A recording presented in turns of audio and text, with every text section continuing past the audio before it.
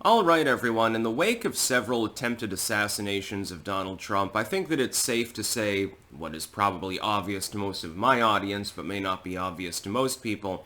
They want him dead.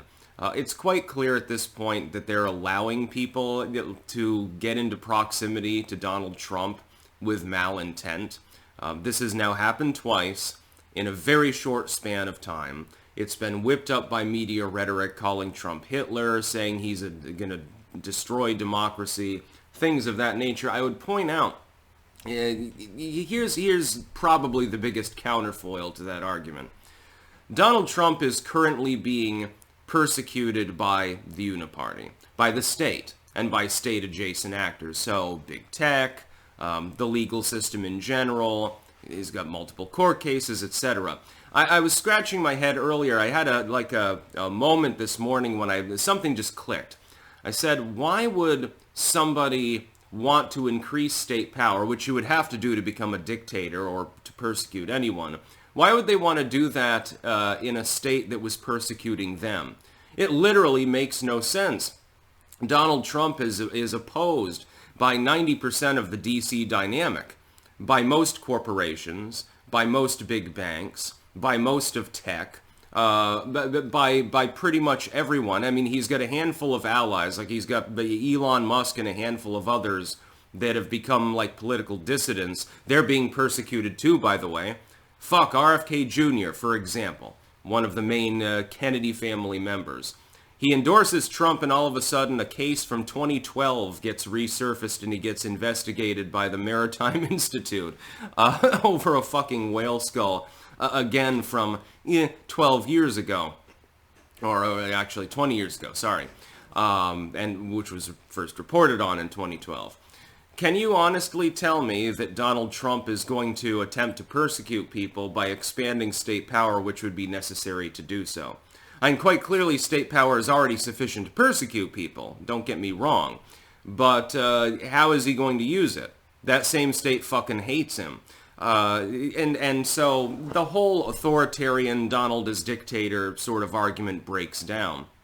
What's happened is that a combination of information suppression, astroturfing, and outright propaganda, which is, legal for the U.S. government to engage in domestically after Obama's decision in, I believe it was 2011, has resulted in Donald Trump having several shots taken at him. This is probably, unfortunately, not the last time that they'll attempt this. He needs private security. He desperately needs to have his own security force around him, coordinating with the Secret Service in order to protect him. Fuck, even Joe Biden, he came out the other day and said, well, the Secret Service needs more resources. I have a feeling that there's a lot of palace intrigue between him and Kamala, because at this point, it ain't the Bidens that are trying to knock Trump off. He's out of the picture. He's not running for office. He appears to be adversarial towards Kamala Harris's administration, literally donning a MAGA hat, and then she threw him under the bus the other day and shit like that. I have a feeling that Biden may have actually had like a reckoning of sorts, and he's like, well, this bitch knocked me off my pedestal. What can I do to screw her over? I know. I'll help Donald Trump. I think behind the scenes, that may actually be happening.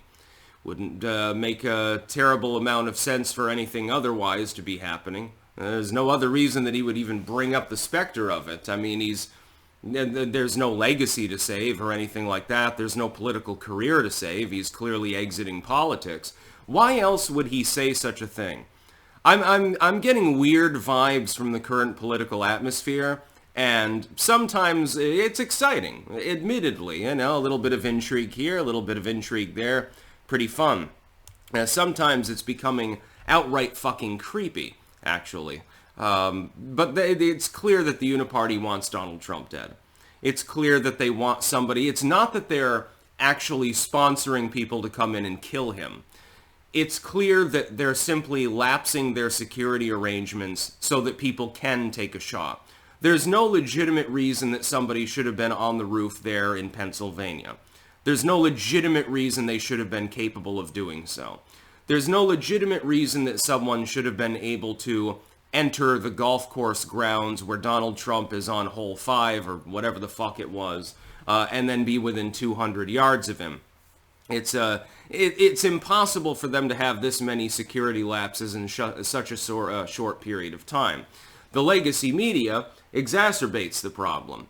They come out and they tell people, well, Donald Trump is evil. Donald Trump is going to put you barefoot in the kitchen. Hey, everyone, Donald Trump is going to destroy the republic. When you have that kind of rhetoric, people who have mental illness but patriotic intent might attempt to take a shot because they're convinced of it. They're listening to CNN or fucking Joy Reid on MSNBC. They think that they're killing Hitler.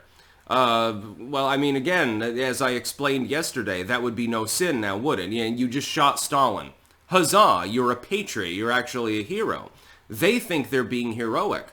And this dude was taken alive. They're going to memory hole him real quick. Probably Epstein him or something like that. They want Donald Trump to be dead because they don't think they can beat him in a fair fight, and because they're worried about the corporatistic repercussions of a Trump administration. Oh my God, an administration that doesn't start wars? What will Raytheon do? Boeing stock will plummet. That's the whole problem. It's about money and power, and that's the only dynamic that you're seeing here. That's the problem of a powerful state. And that's why I think that Trump would shrink the state. I think that he's being legit serious when he says that he wants to do that. He was already shrinking the regulatory system before in his first term. Why would he not follow through on steroids after the state probably tried to have him shot several times? I have a feeling that he's actually true to his word and he'll actually do that, which is something that you can't say about the average politician. And the number of politicians that I trust at their word, I can count on a single hand. Like, we've got Donald Trump. I'll trust him. Not fully, but generally. Of course, he is still an egotist. I trust Rand Paul. He's in the Senate, of course. Anna Luna, I suppose, would be on that list. Boebert, I think, would be on that list. They seem to be genuine individuals. Matt Gaetz, I suppose. Okay, we'll add Thomas Massie, so I need 2 hands for it. That's pretty much it. And a couple of governors. Greg Abbott, I think that he's true to his word. DeSantis, I'll put him on the list too, so that's number 8. I think he's, in his post-primary career, he's really redeemed himself. Give him a fucking break. Yeah. He said things about Donald Trump and stuff like that. Okay, that's political theater. That's called the primaries. That happens every 4 years anyway. But other than that, there aren't many people in Congress. There aren't many governors. There aren't many people in politics in general that you can really trust at their word. The list is very, very short. It's unfortunate, but it's also not unexpected. Those are probably the close allies that Donald Trump needs to surround himself with, and he also needs to surround himself with a private security detail. He can't count on the DHS agents to protect him, or the Secret Service to necessarily protect him. He needs more than that. He needs another ring of security around him wherever he goes. That's about all. Peace out.